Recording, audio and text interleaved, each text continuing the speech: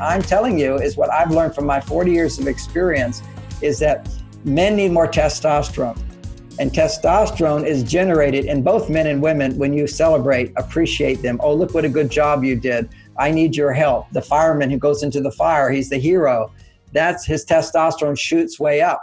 This is what, if you need more testosterone, what you need is you need more appreciation, acceptance for who you are, and trust. If you want more estrogen, what you need is someone to care more about you.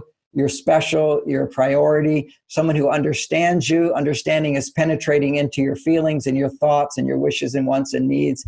And somebody who honors you as much as they honor themselves, or honors you even more than themselves sometimes, prioritizing you. And that's called respect. That's what women need most. We live in a culture that says women should learn to respect men. No, that's the dysfunctional. That's why we're so dysfunctional, is women yielded their own needs to respect men, when really who needs more respect in our society today is women. Not that men don't deserve respect, not that men don't need respect, but when you respect someone, it doesn't make testosterone. When you admire someone, when you appreciate someone, it makes more testosterone. And you can also respect them for their estrogen stimulation. But it's not like, what respect is yielding your needs for the needs of another. You respect your children by getting up in the middle of the night and feeding them. You don't want to feed them. You want to go to bed. You want to sleep. But you honor someone by sacrificing for them. And that's what men, noble men, always respect the family. You know, when the ship's going down, it's women getting in the boats first, and it's all men for yourself. You know, this is where we are, where men in the past had learned to respect women. And then we got off track, without a doubt, where women lost respect, and this sexual repression and pushing women down and so forth. And it was just an ignorant time. But today, what this whole women's movement is about is we deserve equality. That means we deserve respect, because when you respect someone, it makes more estrogen. But if you have to fight for that respect, which just happens a lot, what you become is a man to try to get your female needs met. But it's like a strategy doesn't work. If you have to fight for respect, then you're on your male side. What you're looking for is a woman who will respect you, which is why what you want is a man who's pursuing you. They're the ones that will respect you the most. So appreciating, accepting, and trusting, a simplified way of understanding what men need most. So when you go step 2, where you learn to balance your hormones, come back to happiness from a place of fullness, now overflow by giving him what he needs, not doing things for him, but appreciating what he has done for you, what he is doing for you. That's the greatest gift you can give to a man. Then step 4, that's the one we're waiting for, you can ask for support. But when you ask for support, you're not trying to change him, you're expressing a preference rather than a demand. And I can give you the words for how to ask men for support, but if you're coming from a place of saying my happiness is dependent upon you changing, men will resist. Just like if a woman's in a bad mood and a man says, look, get over it. You know, why are you upset about that? You shouldn't feel that way. We're trying to change how you feel. It's not going to make you feel better. And what we're saying to you is that my happiness is depending upon you feeling different. Men should not be that way. Men should be embracing a woman's moods wherever they are, up and down, up and down. That's giving her what she needs to stabilize her hormones, which is showing caring, empathy, understanding, penetrating into her inner psyche, understanding where she is, feeling empathy, honoring her, respecting her, letting her feel equal in terms of opportunity and respect. And that's what we're trying to achieve in the world. But you're not going to get it by fighting men. You're going to get it by loving men. They will give more when men get what they need. And then women go to step 4, which is asking for what they want as a preference. That, when you're in an intimate relationship, and we're talking about intimate relationships here, then a man is free to choose to give you more. Then he changes based upon his choice rather than feeling that I have to change in order to make her happy. It becomes, I want to give her this because I see how it will make her happy. So it's a delicate distinction there. You have to have some wisdom to decide to distinguish between demanding and preference. But if you express a preference to your partner and they're not getting an abundance of love, usually they don't respond. So the idea is how to go through those 4 levels again and again to get more from a man, which means to bring out the best in him, just as I would bring out the best in my wife. And if you're married and you're having a sexual relationship, the best time to express your preferences is after having an orgasm, because a man feels he's getting what he needs. Okay, so what you said something, I can tell you the words. Can you tell us, can you model really quickly what it might sound like for a woman to ask for something she wanted in a way that a man could respond, assuming we've gone through the 4 steps? Yes. Now let's look at the words. Give me one request a woman would want. Just let me know. I'll deal with that. Maybe he could do more around the house. Okay, let's call it. He doesn't empty the trash. Okay, or he could clean. What would give me a specific? First of all, that's an abstract. I want you to do more around the house. That means nothing to a man. It has to be a specific task that he does and gets rewarded for.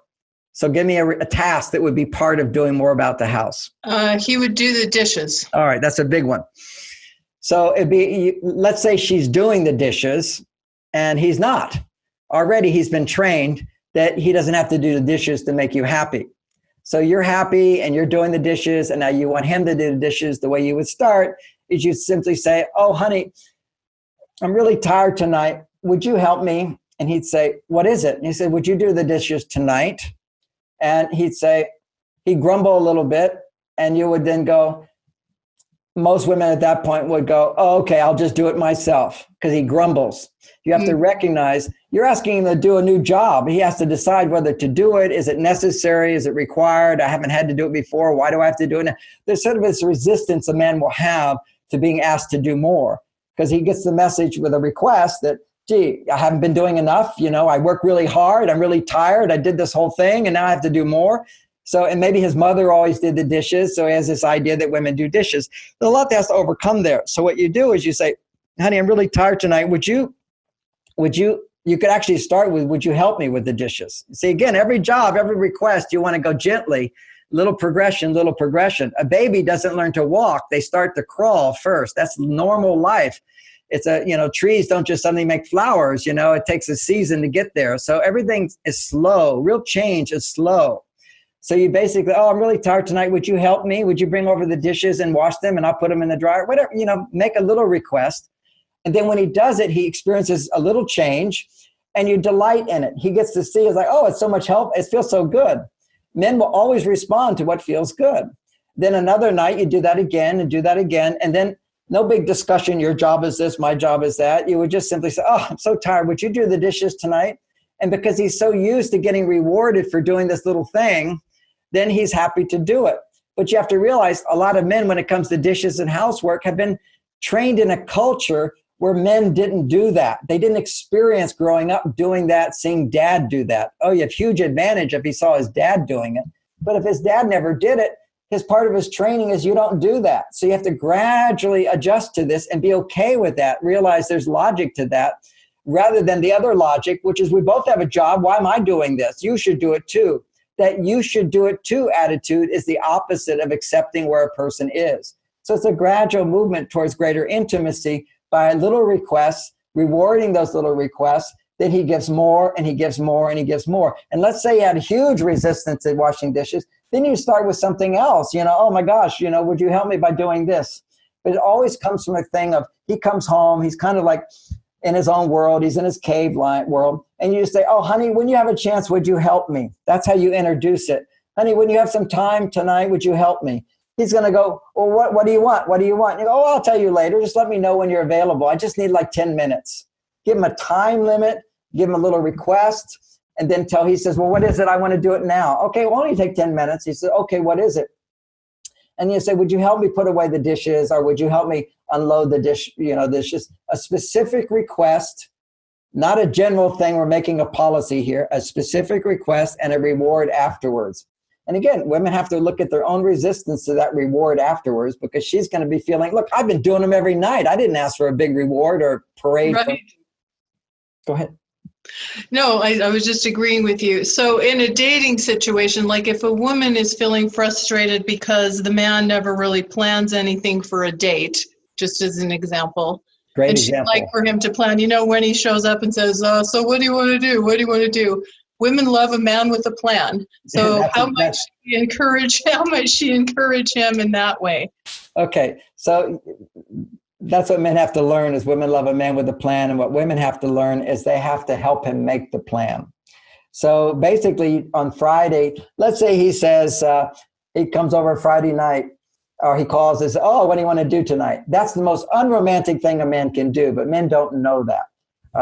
So what you would do is, since that's what he did, you would accept that's what he did. And while you're together that night, well, let's hang out and let's look at the newspaper and plan what we're going to do next week.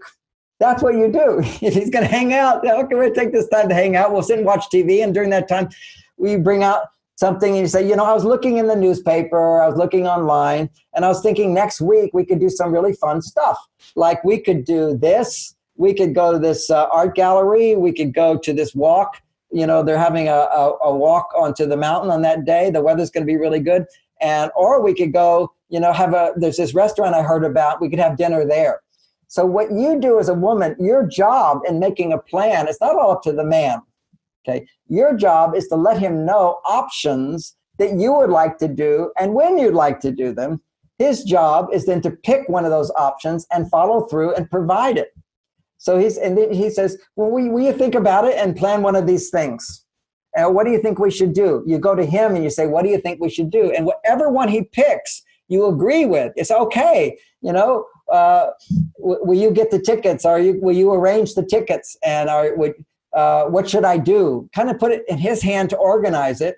And what happens then is he now owns the date, so that when you're happy on the date, he takes credit for it. His testosterone goes up and your estrogen goes up because you didn't have to organize or plan. But what you had to do is inform him of what you'd like to do.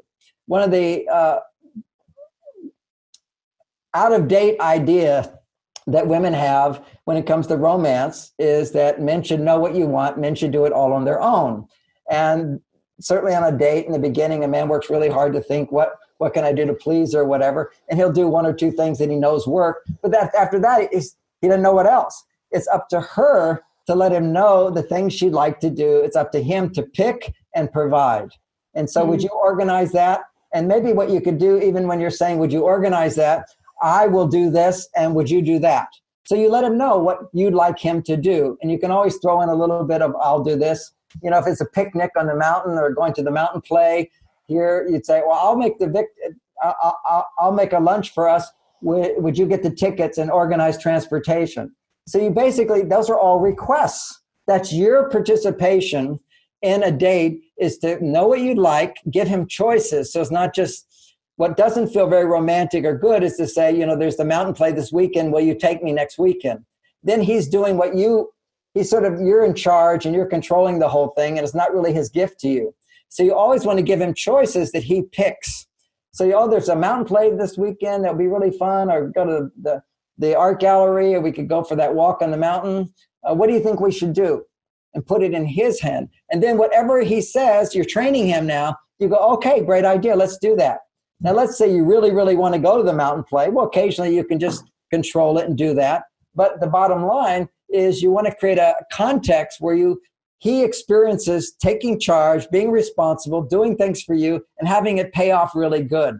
And part of the job there for you, and this is how women unknowingly kill romance, is, she says, oh, let's go to the mountain play. And then you go, oh, that was awful. I didn't really like it.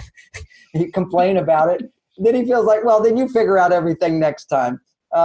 He just starts giving up the initiative to provide things, because he might say, let's go and do this. And you go on the date and you're just having conversation. Let's say I take you to a restaurant and the food's not that great. It's just conversation for two women going to a restaurant to talk about how bad the food is. There's no problem with that.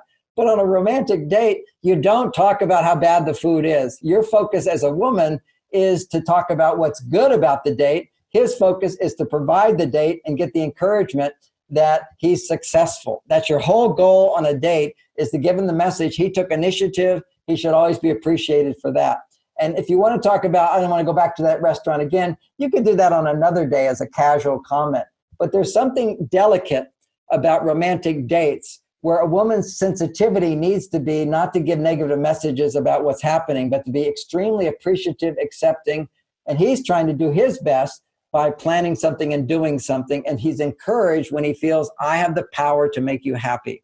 I'm not saying you have to always be, this whole thing where women have to smile and be happy and all the time. You don't have to smile and be happy all the time. But if it's a romantic date, that's a time to put your best foot forward. And we all know that we can do that. You go for a job interview, you're going to naturally put your best foot forward. That's not the time to complain or talk about, what's not working. You talk about your best self. In an interview, they say, well, what are your most challenging aspects as a person? Yeah. What are your weaknesses?